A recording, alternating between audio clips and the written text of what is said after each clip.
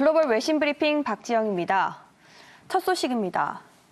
국내에서도 처음으로 우한 폐렴 확진 환자가 발생한 가운데 중국의 최대 명절인 춘절을 앞두고 우한 폐렴에 대한 공포가 전 세계적으로 확산되고 있는데요. 폐렴 환자가 급증하면서 마스크 가격도 함께 급등하고 있습니다. 로이터 통신 보도입니다. 우한에서는 신종 코로나 바이러스 환자가 17명으로 늘었다는 보도가 잇따르는 가운데 상하이와 광둥성 선전에서도 의심 환자가 생겼다는 보도가 잇따르면서 많은 중국인들이 역시 불안에 떨고 있는 것으로 알려졌는데요. 이에 따라서 중국의 한 소셜미디어에서는 마스크의 가격이 급등했다는 글이 속속 올라오고 있습니다. 한 이용자는 어제 마스크를 샀는데 오늘 보니 벌써 100위안이 가까이 올랐다고 말하는 등 물량 부족 현상도 빚어졌는데요. 이런 영향으로 의약주와 또 마스크 테마주 역시 폭등하는 것으로 알려졌습니다. 중국의 한 경제 매체는 마스크 관련 일부 업체들의 주가가 상한가를 기록했고 또 여러 종목들은 일제히 급등했다고 전했는데요. 한편 우한 폐렴은 베이징과 선전까지 번지는 등 중국 내 환자도 기하급수적으로 늘어나면서 춘절을 앞두고 우려가 커지고 있습니다. 다음 뉴스입니다. 트럼프 대통령이 중국과의 1단계 무역 합의를 비롯해서 멕시코와 또 캐나다와 맺은 무역 합의를 거론하면서 경제 성과를 자찬했는데요. 보도 통해서 확인해 보시죠. 트럼프 대통령은 텍사스주 오스틴에서 열린 미국 농업인 연맹 연례 총회에 참석해서 미중 1단계 무역 합의로 농업인들에게 혜택이 돌아갈 것이라면서 자신을 지지해준 농업인들에게 감사의 뜻을 밝혔는데요. 구체적으로 트럼프 대통령은 연설에서 중국과의 무역 합의에 대해 획기적인 일이라고 자평하면서 우리는 최고로 많은 상품을 중국에 팔게 될 것이라고 강조했습니다. 또 중국과의 싸움에서 여러분은 그 자리에 계속 있었고 항상 나와 함께 있었다며 여러분은 절대 포기하지 않았고 우리는 드디어 그것을 해냈다고 말했는데요.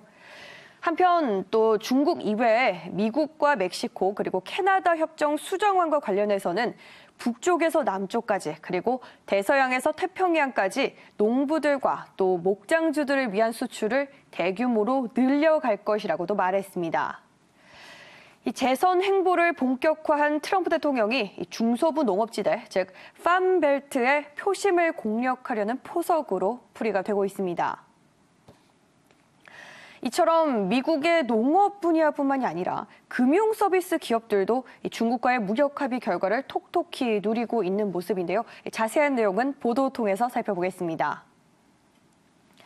블룸버그 통신은 미국의 금융 서비스 기업들이 중국의 거대한 부실 채권 정리 사업에 눈독을 들이고 있다고 보도했는데요. 중국은 미중 1단계 무역 합의에서 미국의 요구로 산더미처럼 쌓여만 가는 자국 은행들의 부실 채권 정리 사업에 미국 금융기업들의 진출을 허용하기로 했습니다. 이에 따라서 미국 금융 서비스 기업들은 앞으로 이 중간 브로커를 거치지 않고도 중국 은행들로부터 직접 부실 채권을 매입할 수 있는 면허를 취득할 수 있게 된 건데요.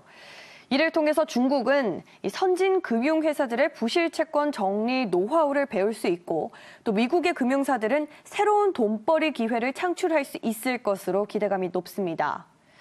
이 중국이 부실 채권 규모는 무려 1조 달러를 넘을 것이라 추산되고 있는데요. 애덤스 자산운용의 브록실버 전무는 중국의 부실 채권 시장은 규모가 크고 또 성장세를 보이고 있다면서 경험이 많은 외국 금융사들에게 좋은 투자 기회를 제공할 것이라고 평가했습니다. 마지막 뉴스입니다. 중국이 현지 시간 20일 사실상의 기준금리 역할을 하는 대출 우대 금리를 동결했다는 소식인데요. 로이터 통신의 보도입니다.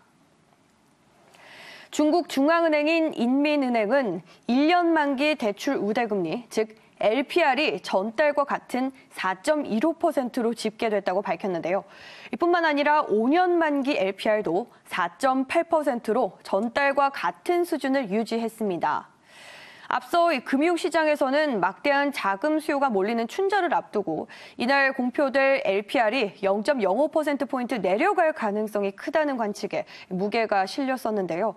하지만 이 시장의 예상치와는 다르게 이달 LPR이 그대로 유지가 된 것은 급속한 경기 둔화를 방지하기 위해서 완화 쪽에 가까운 통화 정책을 펼치더라도 완화 강도는 정밀하게 제어하겠다는 이 중국 금융당국의 의지를 반영한 것이란 분석이 나오고 있습니다. 글로벌 외신 브리핑 1부에서 준비한 순서 여기까지입니다. 저는 잠시 후 2부에서 다시 돌아오겠습니다.